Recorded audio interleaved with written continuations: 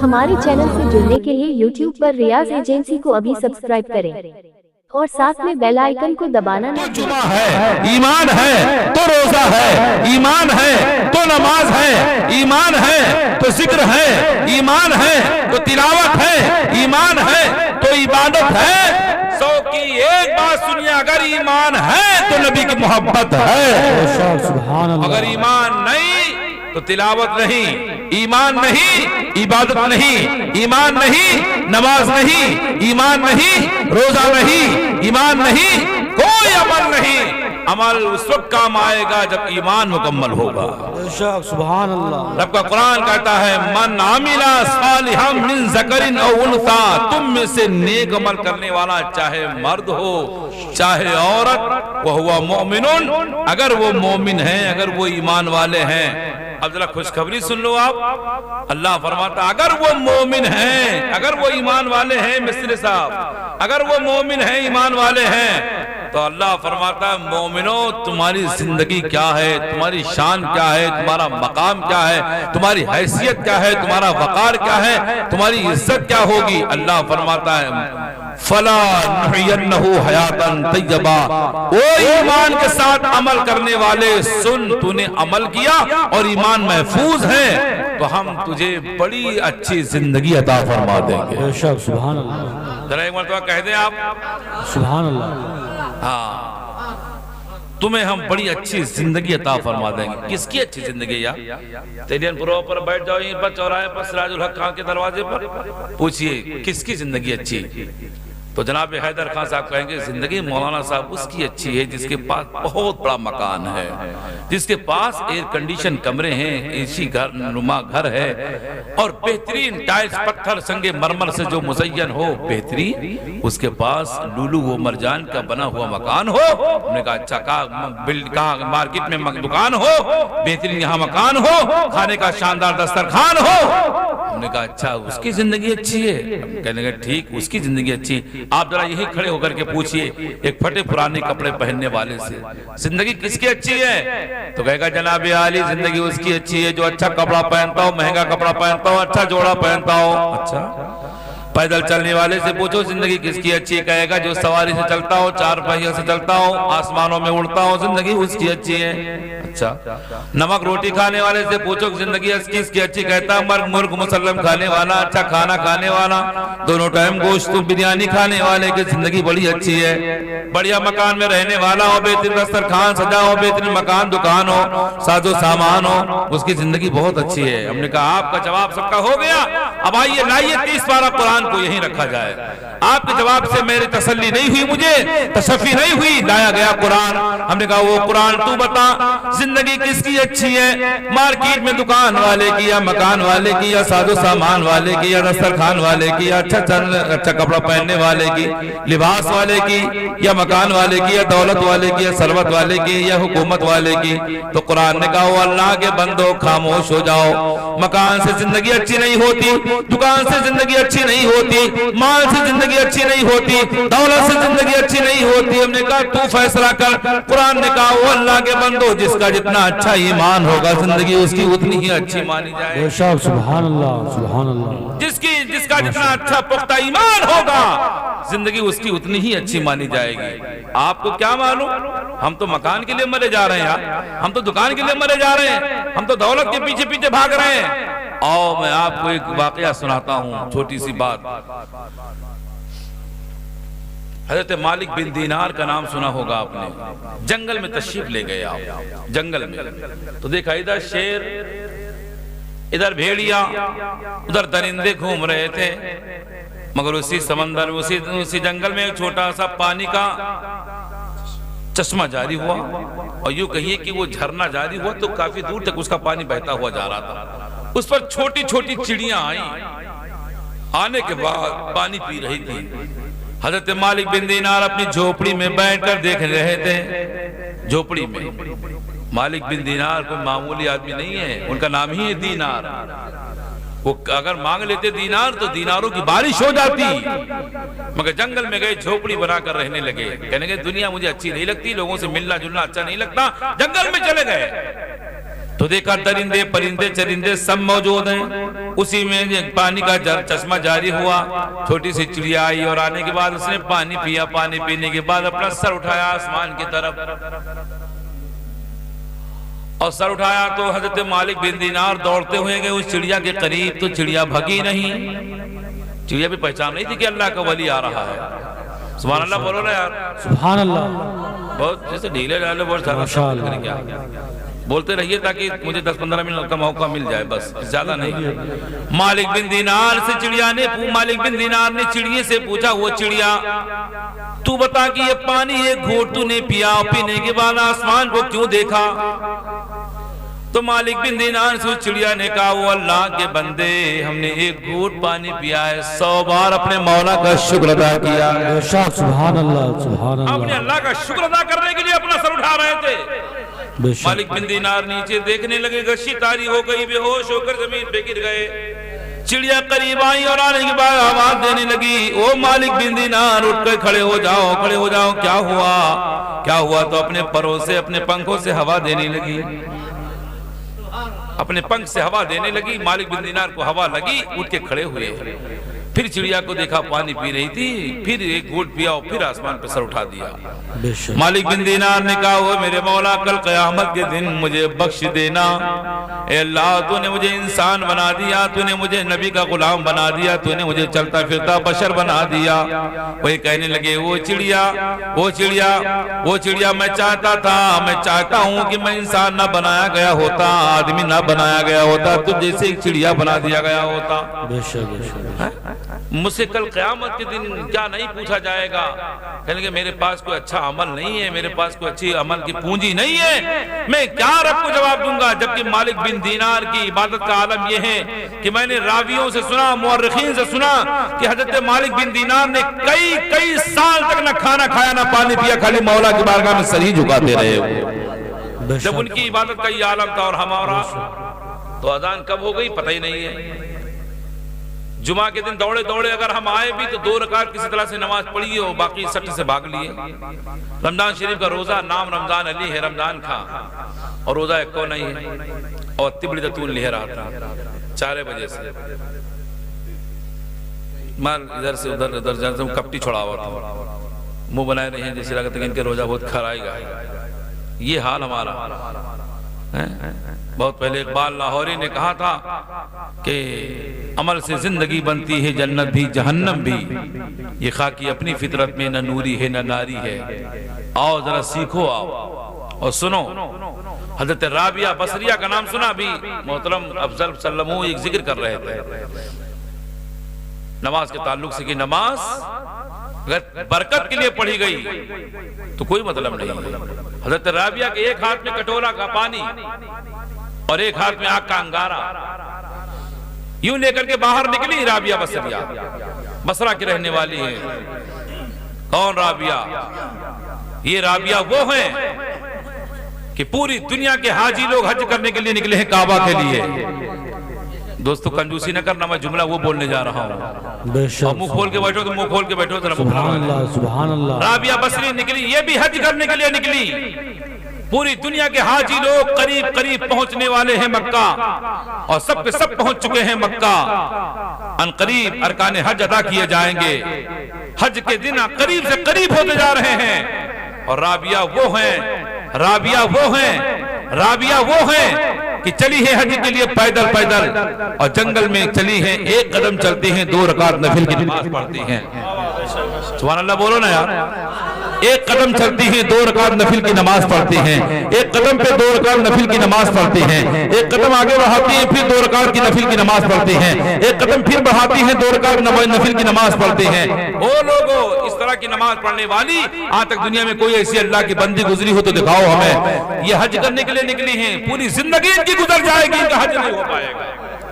یہ نہ مکہ پہنچ پائیں گی، نہ ان کا حج ہو پائے گا۔ बोलो कैसे अदा हो पाएगा, कभी हो ही नहीं पाएगा, पहुंच ही नहीं पाएंगी, बहुत दूर है मक्का। हजरत राबिया जंगल में थी, सजदे में थी और सुभान रब्बिल आला की सदा बुलंद कर रही थी। अनकरीब अब कल से हज का दिन शुरू हो जाएगा, यौम अरफा शुरू हो रहा है, तमाम हाजी मक्का पहुंच चुके हैं।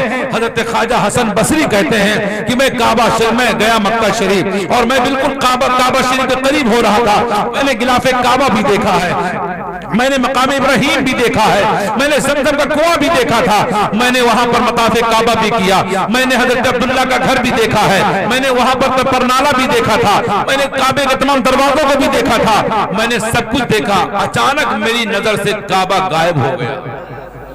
बेशक सुभान अल्लाह। अचानक मेरी नजर से काबा गायब, अचानक मेरी नजर से काबा गायब, न काबा न गिलाफ। हजरत ख्वाजा हसन बसरी कहते हैं कि मैं ख्वाब तो नहीं देख रहा था, ये क्या हुआ, मैं तो आया था मक्का काबा का तवाफ करने के लिए, यहां से काबा ही गायब, कहीं मैं दूसरी जगह तो नहीं आ गया। हजरत ख्वाजा हसन बसरी ने आलम इस्तिग़राक़ में अपने मौला से कहा, मौला हम मक्के में हैं या कहीं और? सुभान अल्लाह बोलो ना यार, सुभान अल्लाह। हम मक्के में हैं यहाँ या कहीं और? आवाज आई मक्के में, कहा मौला हम तेरे काबे के सामने हैं कि कहीं और? कहा मेरे घर के सामने काबा के, कहा मौला यहाँ काबा ही नहीं है, यहाँ काबा ही नहीं है, काबा गया कहाँ? तो रहमत इलाही से आवाज आई, ए हसन बसरी, तेरे ही बसरा की रहने वाली मेरी बंदी आ रही थी तवाफ के लिए, आ रही थी हज के लिए, आ रही थी मनासिक हज के लिए, ज़मज़म का पानी पीने के लिए, काबा का तवाफ करने के लिए, इब्राहिम पर नमाज पढ़ने के लिए, हजरे अस्वद का बोसा देने के लिए, अरफात में ठहरने के लिए, मिना में कुर्बानी करवाने के लिए, सफा मरवा की सही करने के लिए, शैतान को कंकरी मारने के लिए मेरी बंदी हज के लिए आ रही थी। मगर ए हसन बसरी, तेरे आने का और उसके आने का अंदाज अलग था, तू दौड़ करके चला आया है, मेरी बंदी आ रही है, एक कदम पर 2 रकात नफिल की नमाज पढ़ती आ रही है, एक कदम चलती है 2 रकात नफिल की नमाज पढ़ती है, उसकी पूरी जिंदगी गुजर जाएगी, वो काबा तक ना आ पाएगी। तो मैंने सोचा कि सारी दुनिया के लोग आए हैं काबा का तवाफ करने के लिए, मैंने काबा भेज दिया है अपनी बंदी राबिया का तवाफ करने। नारे तकबीर, नारे रिसालत, मसलके आला हजरत, नारे तकबीर, नारे रिसालत। इधर ख्वाजा हसन बसरी का सर सजदे से उठा तो काबा गायब।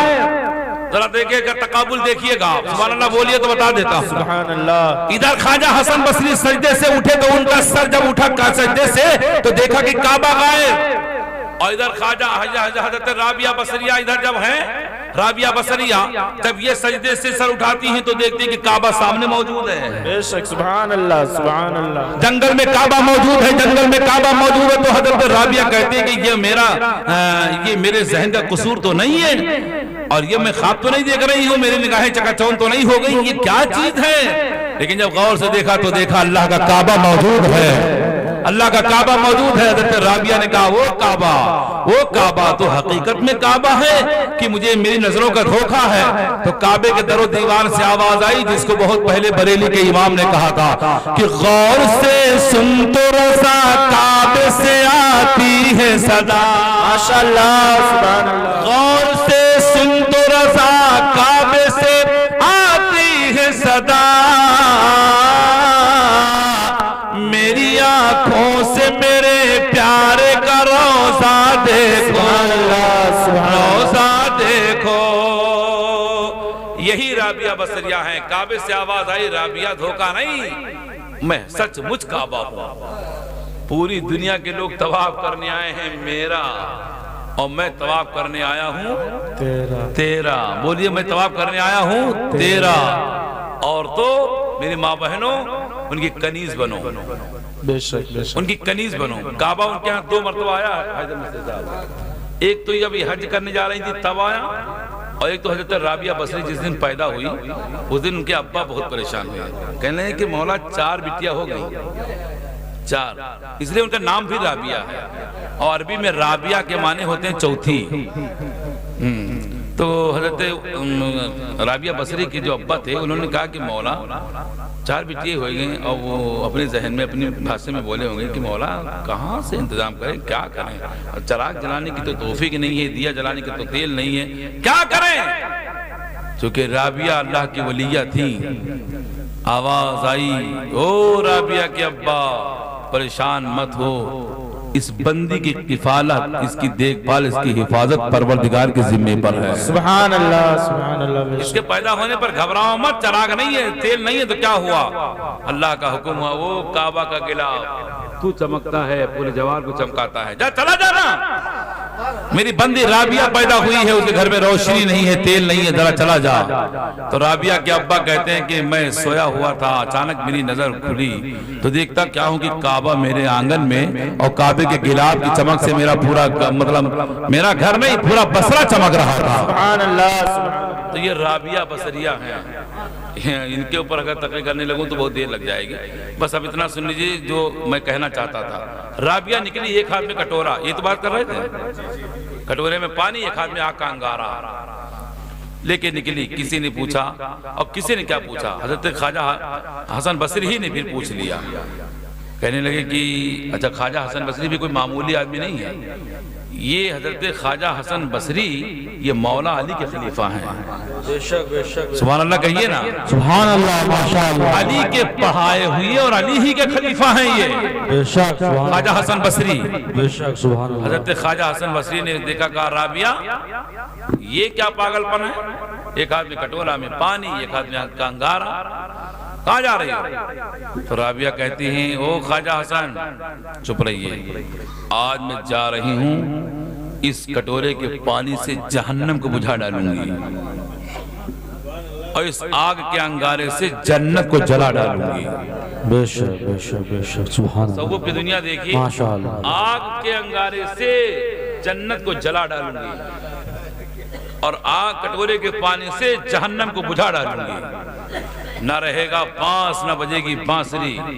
جو لوگ جہنم کے ڈر سے نماز پڑھتے ہیں جہنم ختم کر دیا جائے گا، بے شک بے شک جو لوگ جنت کے پانے کے لعنت میں نماز پڑھتے ہیں جنت بھی مٹا دی جائے گی۔ بے شک بے شک، اب نہ جنت رہے گی نہ جہنم، اب نماز کس کے لیے پڑھو گے؟ اللہ تو خواجہ حسن بصری کہتے ہیں کہ رابعہ تم بتاؤ، تو کہا نہ جنت رہے گی نہ جہنم، اب بندہ نماز پڑھے تو نہ جنت کو لینے کے لیے نہ جہنم سے بچنے کے لیے کافر کا ہر سجدہ مولا کو راضی کرنے کے لیے پڑھا جائے، ہر نماز مولا کی رضا کے لیے پڑھی جائے، اللہ راضی ہو جائے گا تو نہ تو جہنم میں جائے گا نہ جنت اسے بچ کے کہیں جا پائے گی، بے شک سبحان اللہ، تیری ہو جائے گی تو جنت ہی ہو جائے گا، اور جنت کے لیے پانے کے لیے نماز پڑھ رہے ہو بے شک بے شک، تو جنت خدا نہیں ہے، جہنم خدا نہیں ہے، نماز اللہ کے لیے پڑھی جاتی ہے، واسطے اللہ کہا جاتا ہے۔ تو نماز کا ہر سجدہ، نماز کا ہر قیام، نماز کا ہر رکوع، نماز کی ہر ارکان اللہ کے لیے ادا ہونا چاہیے، اور جب اللہ کے لیے نماز پڑھی جائے گی اور اللہ راضی ہو گیا تو سن تیری روزی کے دروازے ایسے کھولے جائیں گے کہ سجدہ کرنے والا جب گھر میں نکلے گا مسجد کے لیے جائے گا اور اپنے گھر کا دروازہ بند کر کے جائے گا اور اللہ سے کہے گا، اللہ کے دروازے پر پہنچے گا، مسجد پہنچے گا اور کہے گا اللہم افتح لی ابواب رحمتک، اے اللہ اے اللہ اے اللہ تو اپنے رحمت کے دروازے کھول دے۔ تو آپ نہیں بول رہے ہیں، یہ دعا لکھی ہوئی ہے، یہ پڑھیں گے آپ، تب تک رحمت الہی سے آواز آئے گی، او میرے فرشتوں، میرا بندہ اپنے گھر کا دروازہ بند کر کے آیا ہے، دکان کا دروازہ بند کر دیا، تجارت کا دروازہ بند کر دیا، کاروبار کا دروازہ بند کر دیا، رشتہ داروں کا دروازہ بند کر دیا، کھیتی کسانی کا دروازہ بند کر دیا، لین دین کا دروازہ بند کر دیا، سارے اس نے دروازے بند کر دیے اور میری رحمت کے دروازے کے امیدوار بن کر آیا ہے، مجھ سے کہتا کہ میرے اللہ رحمت کا دروازہ کھول دے۔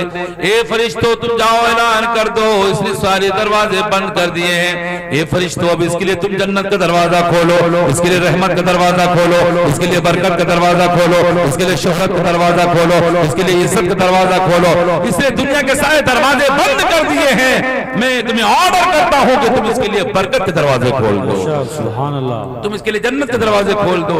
بھائیو سمجھنے کی ضرورت ہے، نوجوانوں تقریر لچھے دار نہ سنو، فضیلت والی تقریریں بہت ہو چکی ہیں، عرس کے موقع پر جب بھی کوئی کام کرو، ایک عرس آپ کے یہاں ہوا ہے کہ جو برآمدہ میلاد ہوتا ہے، ایک تو ہمارے یہاں عرس ہوتا ہے، اللہ کے پناہ. وہ تو خرس ہوتا ہے, خرس نہ ہوتا, وہ خرس ہوتا ہے. پورے گاؤں سے 4-5 لاکھ روپیہ لوٹ جاتا ہے. ماں جی دیکھو تے کہا جب میرے مہمان آؤ تو کہا ہے ناچ ہے. باپ رے باپ, بڑے فخر سے کہا تھا. اس میں لوگ گوشت مچھلی کا انتظام, میلہ ٹھیلا میں پیسہ نذرانہ کا انتظام, اور رات کے اللہ کی پناہ ان بزرگوں کو, حالانکہ وہ بے بنیاد ہے, کوئی مسئلہ نہیں وہاں کا, نہ کہیں وہاں پر کوئی مزار ہے, نہ وہاں پر کوئی اللہ والا دفن ہے. یہ سب بناوٹی ہیں. کاش اورنگزیب عالمگیر کا زمانہ ہوتا, ایسے مصنوعی قبریں توڑی جاتی, مصنوعی مزارات توڑے جاتے, اور عرس کرنے والے, گاگر اٹھانے والوں کی گردنیں ماری جاتی. لیکن اب پھر یہ کہ اللہ ان کو ہدایت دے, اللہ تعالیٰ ان کے دلوں میں عقل سلیم عطا فرمائے. کہیے آمین. آمین. ایسے برے کام سے اللہ ہم سب کو دور رکھے, آمین. اور نیک کام, اچھے کام کرنے کی توفیق عطا فرمائے. آمین. یہ اولیاء کاملین کون ہیں؟ یہ قیامت کے دن ان کی اہمیت کا پتہ چلے گا. بے شک, بے شک. مزار پر آج ہم خالی گاگر اٹھا کر کے, چادر اٹھا کر کے چلے جاتے ہیں, اور جھومتے ہوئے, گاتے ہوئے, ناچتے ہوئے, ڈی جے پر یہ وہ کرتے ہوئے. اولیاء کاملین کی شان یہ ہے, قیامت کے دن اللہ فرمائے گا میرے بندو آؤ, اپنا حساب تم لے لو. تو کوئی بزرگوں سے پوچھے گا کہ بزرگوں تم یہ بتاؤ, کسی نے اللہ والوں سے پوچھا تھا, کسی مجذوب سے, کہ قیامت کے دن انبیاء کرام اپنی امت کا حساب دلانے جائیں گے, تو آپ بھی تو نبی کی امت میں ہو, آپ حساب دینے جاؤ گے یا حساب لینے جاؤ گے؟ بے شک. تو بزرگوں کا جواب سنیے, ذرا دل میں اتاریے. تو ان اللہ والوں نے کہا کہ لوگ اپنا انبیاء, نبی اپنی امت کا حساب دلانے جائیں گے, اولیاء اپنے مولا سے اپنا حساب لینے جائیں گے. بے شک, بے شک. اپنا حساب لینے جائیں گے. اب مسئلہ پھنس گیا کہ انبیاء کی جماعت بڑی, انبیاء کا مقام اونچا ہے کہ اولیاء کا مقام؟ تو انبیاء اپنی امت اور اپنی امت کا حساب دلانے جائیں گے, اور اسی انہیں انبیاء میں جو اولیاء پیدا ہیں وہ قیامت کے دن اپنے اللہ سے اپنا حساب لینے جائیں گے. وہ کیسے؟ تو ذرا اہل دل کا جواب سنیے.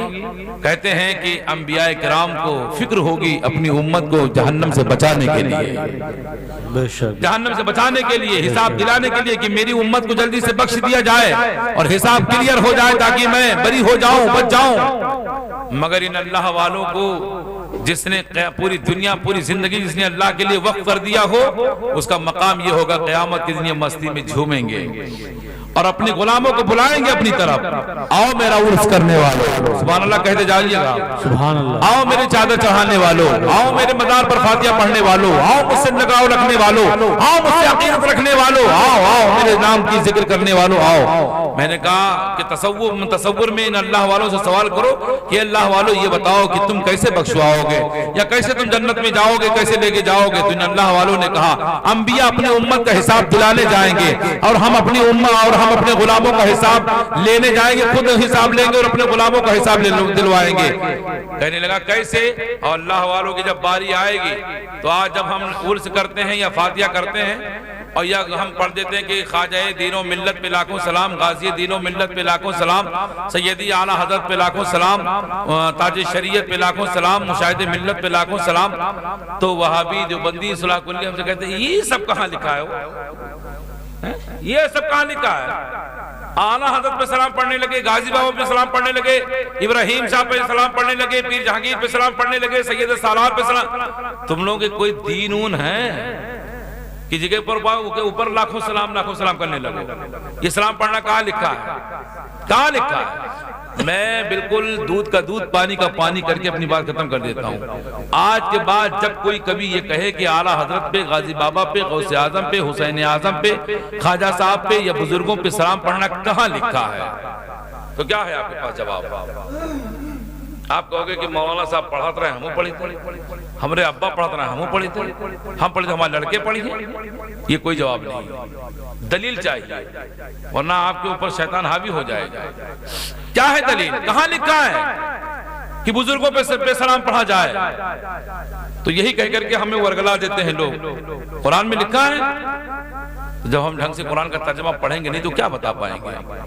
سیدھی بات، نہ قرآن کی بات کریے نہ حدیث کی بات کریے۔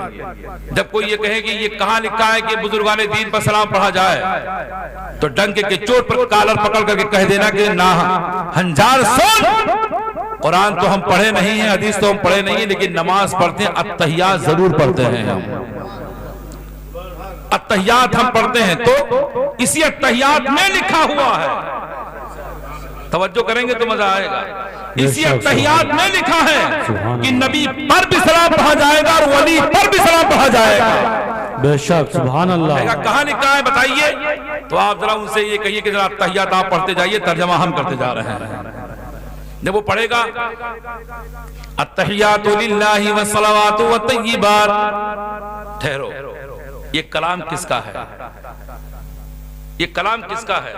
چونکہ رجب کا مہینہ بھی ہے یہ، اچھے رجب، اور انشاءاللہ اسی کی 26-27 تاریخ کو معراج النبی کی تاریخ آ رہی ہے۔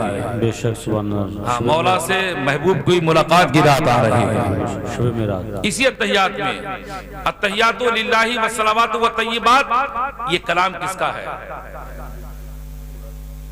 آپ بتائیے۔ اللہ نے اپنے محبوب کو اپنی بارگاہ میں جب بلایا تو کہا محبوب کیا لے کر آئے ہو؟ تو رسول اللہ نے کہا مولا التحیات للہ والصلوات والطیبات، جانی مالی بدنی عبادت تیرے لیے لے کر آیا ہوں۔ بے شک، سبحان اللہ۔ تو مولا نے فرمایا یہ تحفہ لائے ہو، یہ تحفہ لائے ہو، تو میں بھی تمہیں تحفے سے نواز رہا ہوں۔ سبحان اللہ کہیے اب۔ نماز میں دیکھیے دونوں طرف سے کیسا ہو رہا ہے کلام، التحیات للہ والصلوات والطیبات، یہ رسول اللہ کا کلام، اور جب نبی نے کہا مولا جانی مالی بدنی عبادت سب تیرے لیے، تو اللہ نے فرمایا محبوب جب تم عبادت کا تحفہ لائے ہو تو آؤ، السلام علیکہ ایھا النبی ورحمۃ اللہ وبرکاتہ، ہم تم پر سلام بھیجتے ہیں، رحمت بھیجتے ہیں، برکت بھیجتے ہیں۔ محبوب تم تحفہ بڑا اچھا لے کر آئے ہو، تو اب تم ہم سے سلام لے لو، رحمت لے لو، برکت لے لو۔ بے شک، ہم تم پر سلام بھیجتے ہیں۔ یہ کس کا کلام ہے؟ اللہ کا۔ یہ کس کا کلام ہے؟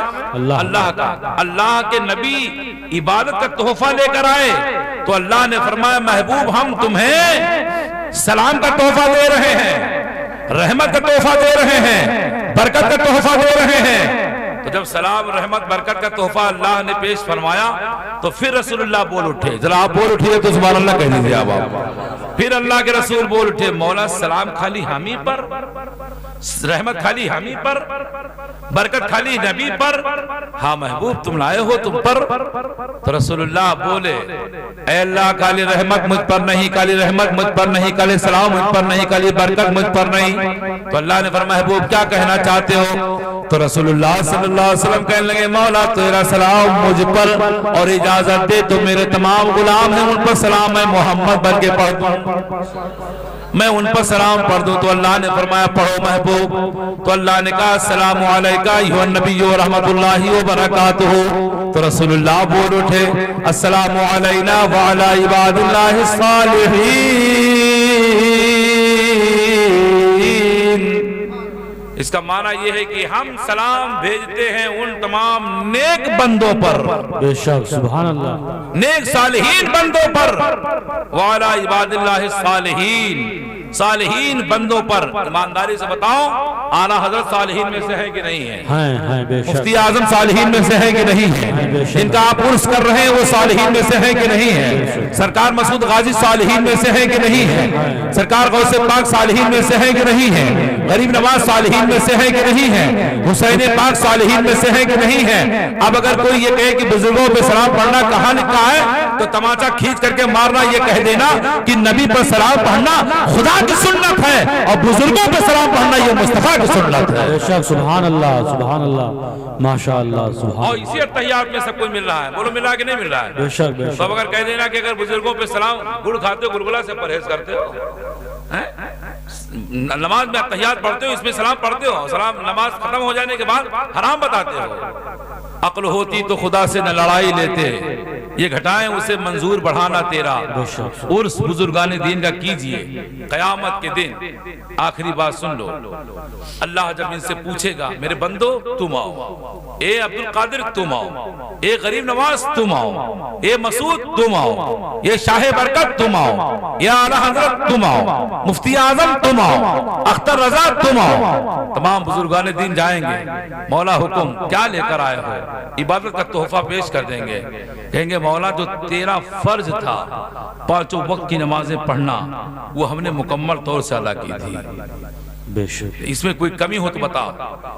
تو سرکار غوث پاک کی نماز، غریب نواز کی نماز، ہمیں سرکار غریب نواز 70 سال تک ایک کروٹ سے دوسرے کروٹ بلکہ کروٹ ہی نہیں لیے، اور یہ جسم کی پیٹھ زمین پر نہیں لگائی، عبادت الہی میں کھڑی رہے۔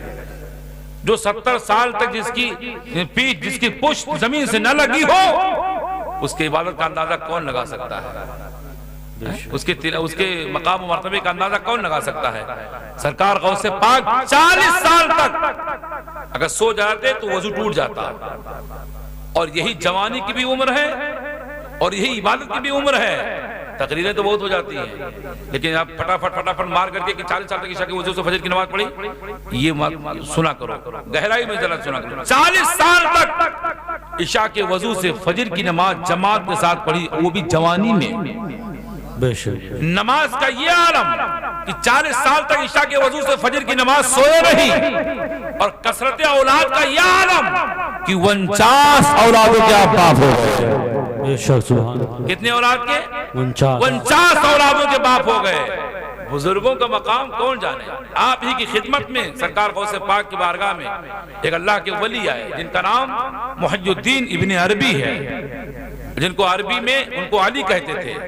اتنے بڑے وہ عالم تھے، اتنے بڑے وہ عربی جانتے تھے کہ آج بھی ان کی قبر پر بحر العلوم لکھا ہوا ہے۔ سرکار غوث پاک کی محفل لگی تھی، محی الدین ابن عربی آئے بیٹھ گئے، روزانہ آتے تھے۔ اچانک ایک دن ان کی آنکھیں برسنے لگیں، بڑے پیر غوث اعظم کی نظر اٹھی، کہا محی الدین، کہا اے ابن عربی، اے علی، تم میری محفل میں بیٹھ کر کے روتے ہو؟ یہ میری محفل رونے کی جگہ ہے؟ کہا کیوں روئے؟ ذرا وجہ سنیے آپ۔ کہتے ہیں عبد القادر غوث اعظم میرے سرکار، میں دیکھ رہا ہوں کہ کوئی بے اولاد آتا ہے، آپ کرم کر دیتے ہیں وہ صاحب اولاد ہو جاتا ہے، کوئی پریشان حال آتا ہے آپ اس کو اتنا دے دیتے ہیں کہ وہ مالا مال ہو جاتا ہے۔ حضور میں بھی بہت زمانے سے آپ کی محفل میں آ رہا ہوں، پھر کہتے ہیں میرے ہاں کوئی اولاد نہیں ہے، میں لا ولد ہوں، گھر میں کوئی چراغ جلانے والا نہیں ہے، میں کب تک بغیر بیٹے کے رہوں گا؟ سرکار کرم کر دو، مجھے بھی اللہ عطا کر دے بیٹا۔ عبد القادر بڑے پیر نے کہا ٹھہریے، بیٹھے رہے، آنکھیں بند کی، آنکھیں کھولی تو کہا اے ابن عربی جاؤ، تمہاری قسمت میں کوئی اولاد نہیں ہے، تمہاری قسمت میں کوئی بیٹا نہیں ہے۔ ذرا یہاں تک سننے کے بعد آپ ذرا دلچسپی کے ساتھ جملے سنیے۔ اتنا سنا تو ابن عربی اور رونے لگے، تیزی کے ساتھ چیخ مار مار کر رونے لگے۔ تو ابن عربی کا رونا دیکھ کر کے عبد القادر بڑے پیر کو برداشت نہیں ہوا، اس لیے کہ غوث اعظم کا دل رحمت الہی کا سمندر بنایا گیا تھا، برداشت نہ کر پائے، تڑپ گئے، رحم آ گیا، ترس آ گیا، کہا او ابن عربی چپ ہو جاؤ، رو مت، یہ عبد القادر کی بارگاہ ہے، یہاں رونے کی ضرورت نہیں ہے، یہاں روتے ہوئے آتے ہیں، مسکراتے ہوئے واپس دوڑ کے جاتے ہیں۔ بے شک یہاں پھر حضور بڑی تمنا تھی کہ آپ کی بارگاہ سے مرادیں پوری ہو جائیں گی، اور آپ کے یہاں سے تو سنا کہ اولاد ہی نہیں ہے۔ اب ذرا جواب سنیے آپ، جب رحم آیا عبد القادر بڑے پیر کو تو فرماتے ہیں دیکھیے بزرگوں کی جانکاری دیکھیے، ان کو اللہ نے کتنا علم دیا ہے۔ عبد القادر بڑے پیر کہتے ہیں کہ او ابن علی، مجھ کو 49 اولادیں ہو گئی، ابھی ایک بیٹا ہونا باقی ہے۔ بے شک سبحان اللہ بولو نا، سبحان اللہ، اور ذرا زور سے بولو سبحان اللہ۔ ایک ہونا ابھی باقی ہے، جبکہ اولاد کتنی ہوں گی، کتنی نہیں ہوں گی، کتنی بچیں گی، کتنی مریں گی، وہ اللہ جانے، اس کا رسول جانے ہیں، مگر اللہ اس کے رسول کے کرم سے عبد القادر کتنا جان رہے ہیں۔ کہتے ہیں 49 ہو گئی، ایک ہونا ابھی باقی ہے۔ بے شک سبحان اللہ۔ ایک ہونا ابھی باقی ہے. گویا کہ عبد القادر کو یہ بھی معلوم ہے کہ 50 اولادیں ہوں گی مجھ کو, بے شک بے شک 50 اولادیں ہوں گی. کہا ایک ہونا باقی ہے. ذرا یہاں سے رحم دلی دیکھیے. کہا او ابن علی رو مت, آؤ نا اپنی پیٹھ کھولو اور میری پیٹھ میں رگڑ دو.